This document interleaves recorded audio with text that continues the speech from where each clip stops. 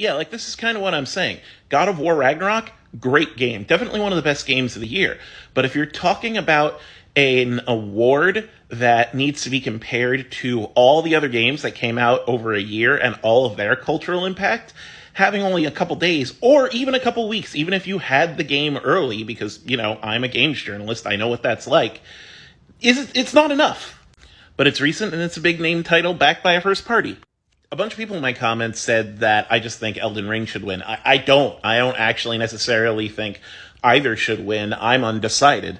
But I do think that a game that has been out for a year and a game that has only been out for a few days are two completely different things. We don't really know what place God of War Ragnarok has in the gaming community. We know the place that we're told it has, that it's this big blockbuster game, but we haven't really seen how the community has received it. It's only been a couple days. Things are looking good, and I guess you can assume that the community is mostly going to like it, but that's an assumption.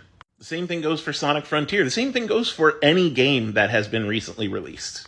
I think a game needs to be out in the wild for a bit for us to honestly rate its quality, to see how people interact with it. Honestly, I would have no problem with God of War Ragnarok being up for Best Game Award in 2023, where, we'll have had an entire year to have played it and assessed its impact on the gaming community.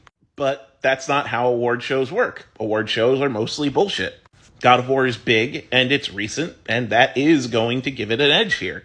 In fact, if you look at the Game Awards, statistically, the games that come out closest to it tend to win. So like I said, take it with a grain of salt.